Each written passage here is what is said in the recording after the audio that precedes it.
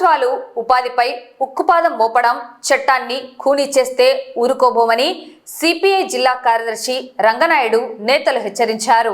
పేదవాడికి పని హక్కును కల్పిస్తున్న మహాత్మా గాంధీ జాతీయ గ్రామీణ ఉపాధి హామీ చట్టాన్ని నిర్వీర్యం చేసేందుకు కేంద్ర రాష్ట్ర ప్రభుత్వాలు కుట్రలు పన్నుతున్నాయని సిపిఐ జిల్లా కార్యదర్శి రంగనాయుడు ఆగ్రహం వ్యక్తం చేశారు.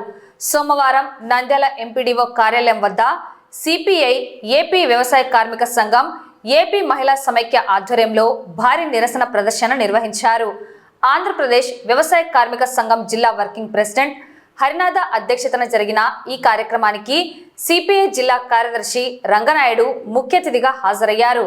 ఈ కార్యక్రమంలో ఏపీ వ్యవసాయ కార్మిక సంఘం జిల్లా కార్యదర్శి బాబా ఫక్రుద్దీన్, ఏఐటియుసి జిల్లా నాయకులు మురళీధర్, మహిళా సమైక్య నేత లక్ష్మీదేవి, సిపిఐ పట్టణ సహాయ కార్యదర్శి భూమణి శ్రీనివాసులు, ఏఐటియుసి పట్టణ కార్యదర్శి శ్రీనివాసులు, సూర్యనారాయణ, మా బాషా, రాజశేఖర్, అహ్మద్ బాషా, రైతు సంఘం నాయకులు అబ్రహాం, ఆంధ్రప్రదేశ్ మహిళా సమైక్య నాయకురాలు సుశీలమ్మ, మున్ని, పద్మజ, సరస్వతి, పెద్ద సంఖ్యలో ఉపాధి కూలీలు, మహిళలు, కార్యకర్తలు పాల్గొన్నారు.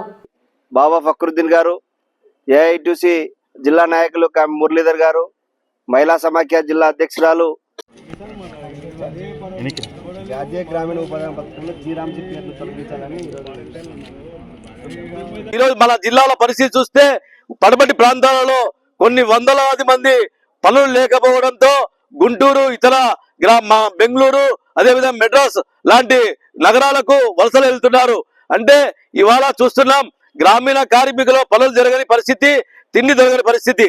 మనం ఒకటే డిమాండ్ చేస్తున్నాం, పనైనా ఇవ్వండి, తిండైనా పెట్టండి అని చెప్పాం. కానీ ఈరోజు కేంద్ర ప్రభుత్వం చేస్తున్న ఈ నూతన చట్టం ద్వారా పని ఉండదు, అదేవిధంగా ఈ వాళ్ళకి కూడా ఉండదు. ఇవాళ ఈరోజు రాష్ట్ర ప్రభుత్వంలో ఉన్న పంచాయతీరాజ్ శాఖ మంత్రి ఉన్నాడు పవన్ కళ్యాణ్, మేము ప్రశ్నిస్తామంటారు.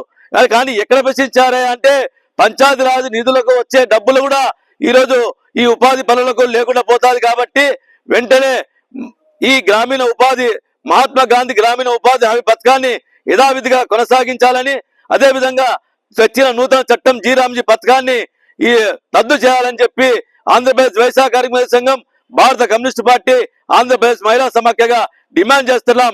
మహాత్మా గాంధీ పేరు తీసేసి వేరే రాజు అనే పథకం పెట్టడం కూడా మేము కూడా దాని మీద ఖండిస్తున్నాము.